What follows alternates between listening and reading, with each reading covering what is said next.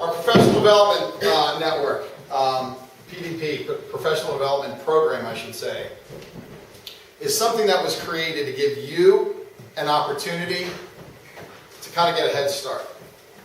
At the end of the day, at the end of my career, when you guys are off doing great things, if I'm able to look back and say that I was able to have 0.001% of your story, of being able to help be a part of your story, I'll be just so pumped.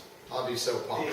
I thought it'd be good maybe to start with just a few things about Dan, if you don't mind. Since you guys play for Dan and know him a little bit, I've known him probably for 22 years, I think.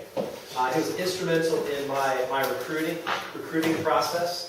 He was the one that was, I think I first met at Messiah. He hosted me.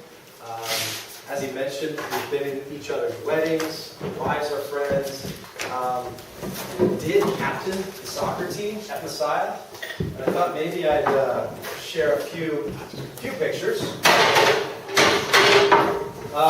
No way. There's more. So, got to Annie Ann's. I was in a position I somewhat glorified when I say I was a consultant.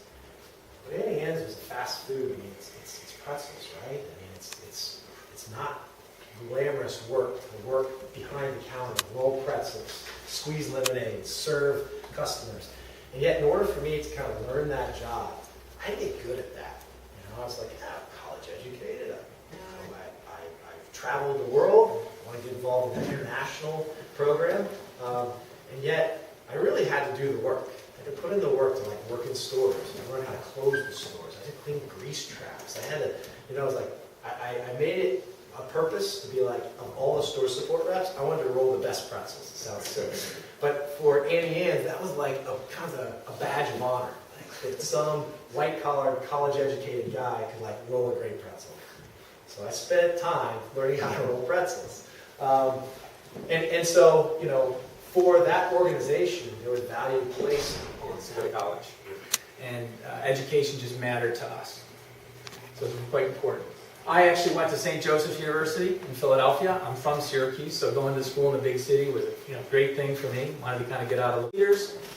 They were great simplifiers.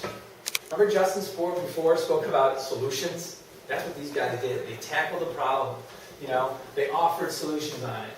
They didn't wait for something to come to them. And I think that is really important in a leader. And if you want to separate good from great, or be great versus good, provide solutions. And it's ironic to me when I'm listening to Justin's conversations and some of the things the coach is saying. I mean, we never compared notes. But we've got some of the same items on here. And I think I'm fascinated by that. And I think that's a lot about where people are heading. And we're trying to share those thoughts with you all. There were some things on it with a work experience where you put some things that were just not really maybe that important to me if I was interviewing you. And you talked about things like answer phones, send emails, perform general office tasks. You did that for 2. I would delete it. Okay, I would delete it. Other things that were small here is, you talked about it. Always talking about expanding, so maybe they come out of college, they can do data warehouse, maybe they jump with that. Okay. Cool. I have interviewed you guys, and so you're looking at this as more of the company looks good, looks like a place where I feel comfortable. Do you enjoy what you're doing? Yeah, I like it a lot. Okay, I good. like kind of recruit. So. Okay, and interest-wise in school, you guys also feel free to share any interests you guys have school-wise. I mean, you guys are finishing up your freshman year. You don't have to declare a major until after your sophomore year, end of sophomore year. I mean, Good. Okay. Let's do a little role play. Sure. It's based on conflict. Okay. Because in this position, there are going to be times where you're going to have the buck's going to stop with you. Okay. And in any role really you play, I guess, in an organization, you've got to deal with challenges and put out fires. So here's the situation. There is you are the Baltimore director, and I am a daycare director. So I'm calling you up. Here it comes. Ready? Okay. Ring, ring, ring. Hi, this is Ben. Hey, Ben. How are you? This is Justin. Hey, Justin, how's it going? Not so well. And this is why I'm calling you. Tell me, if you think of the PDP, where you're at right now, We'll kind of just go around. I kind of like everybody getting involved and giving a piece of their mind. But tell me, like, what are the questions that you have right now? Toilets.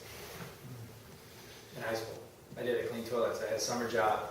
That's what I did in an office building. I'm telling you something. They were the cleanest freaking toilets you've ever seen. I took pride in that. I mean, I really did. And I know I never, ever, ever want to do that. But I do respect the people to do it because I know what it takes to get it done. And someone's got to do it, right? But it was a humbling thing. But, you know, that's what I did. And it was kind of a brutal summer. It was hot. But they were clean toilets. And I made a joke of it. I share with the guys the last time I went in before I was going back to school. I went in and I actually had a snorkel, a head mask, and fins, and I went in with a plunger to these guys that work in the building that saw me every day. Said, I'm going in, it's the last time. But I made a joke of it, right? And they'll remember me. I remember those guys forever. But it was something really stupid and corny I did, but they knew they had clean toilets. I think one of the, I didn't